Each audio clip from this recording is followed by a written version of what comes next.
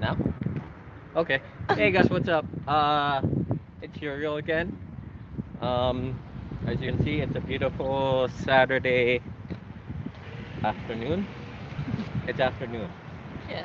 Oh no, I've been up since 7, so I tend to forget what time of day it is. Anyways, that's not important at the moment.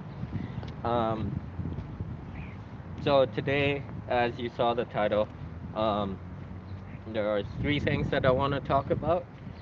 Intermittent fasting, um, the tournaments I got lined up for the last half of the month, the half of the year, and this disappointment that I felt after my last tournament. But first, in terms of intermittent fasting, if you don't know what that is, I suggest you search it up either online or on YouTube. Here, there's a lot of there's a lot of good videos and good information on intermittent fasting. Let me just tell you my experience that I've had from it. Since I've become an instructor and a a athlete, I've been spending a lot more of my time at the gym. So I spend about 8 hours every day at the gym. So that doesn't allow me to eat regular meals like you normally would. When I was a chef, I would basically eat throughout the entire day. Um, I wasn't overweight, but I definitely wasn't at a weight where I was happy. I was about 165 pounds, um, and yeah, I just felt bloated, not strong, and stuff. But since I've started being an instructor and spending more time at the gym, I've had less of a chance to eat throughout the day. So it became where I was eating small snacks at the gym from pretty much 4 until 10 o'clock at night. And then when I got home, I would just eat a big meal before going to sleep and then fall right to sleep and wake up in the morning and do it all over again, not eat a meal in the morning either. Um, so yeah, to be truthful, I didn't know that I was restricting my eating or even doing the intermittent fasting when I was doing it until I started um, looking up more information on it. Um, truthfully, in my experiences, um, I haven't had too much trouble switching over so far. Um, I tend to only eat one meal a day, late at night when I get home around 10:30, 11 o'clock at night.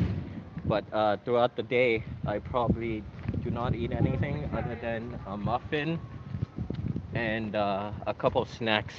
I just replace most of my food um, with water, uh, uh, berry shakes, and stuff of that kind. So um, I'm not constantly eating.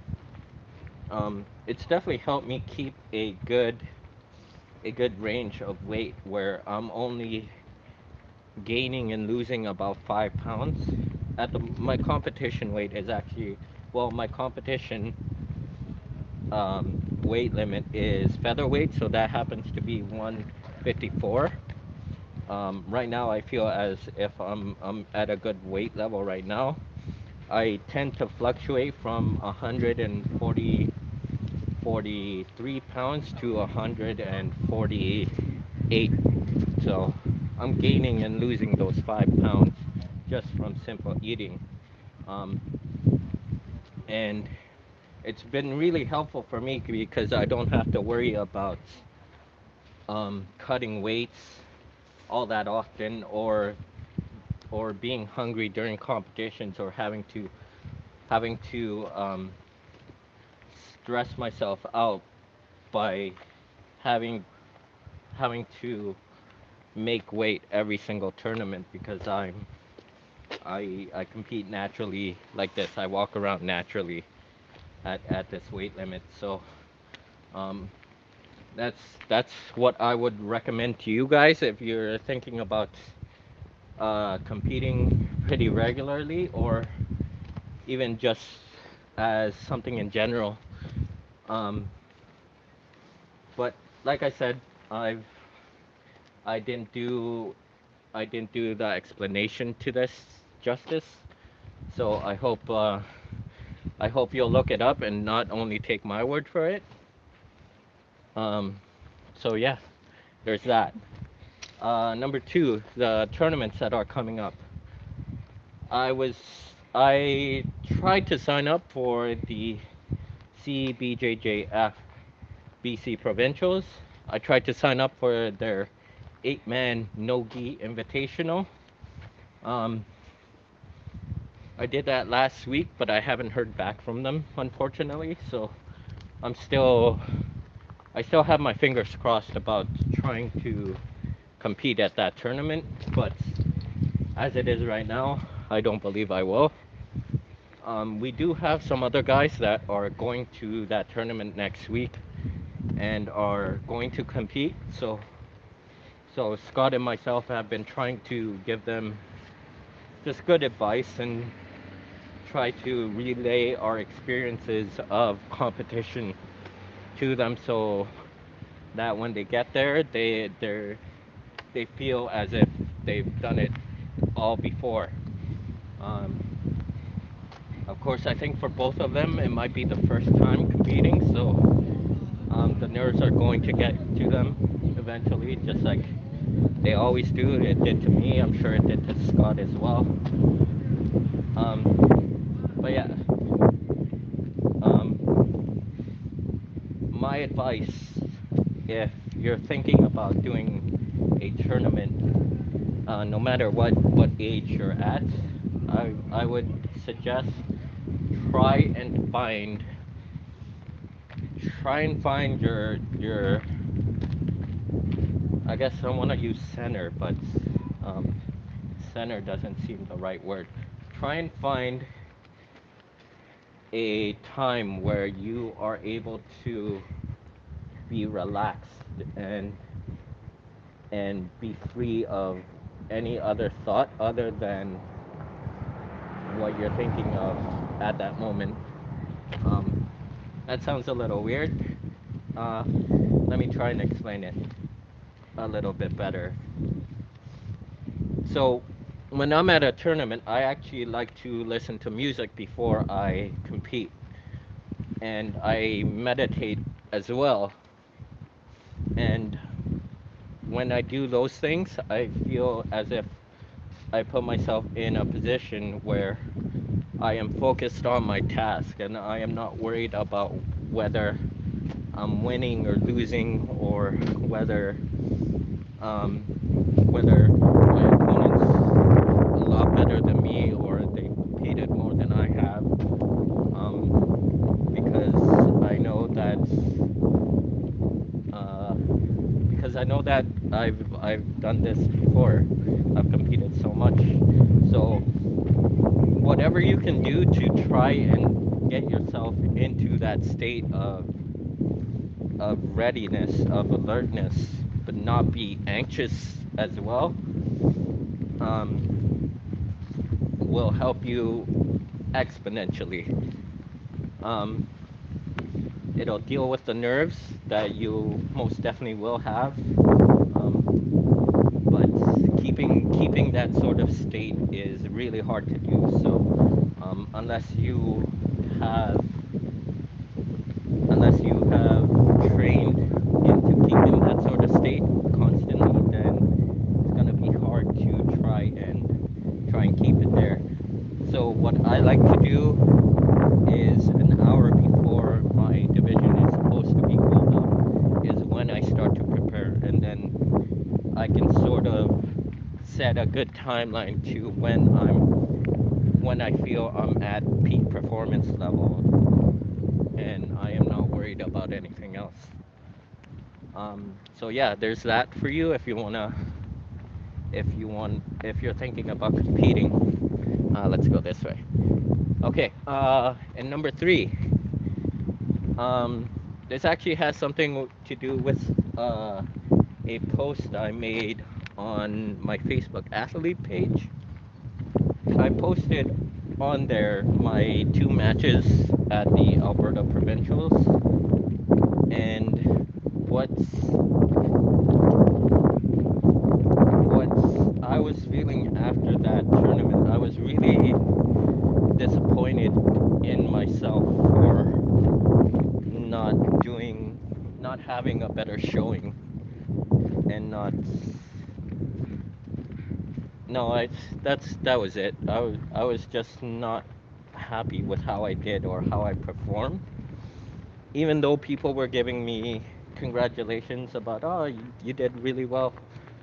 Um, you at least you got on the podium. I always try and go there to win, and honestly, I in that second match, I felt that I lost on will, and that is something that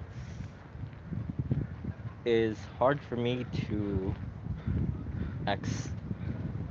It's hard for me to accept that that can happen, and I I actually had a hard time dealing with it while I was in Calgary. I actually broke down one day and started crying about not being able to win that tournament.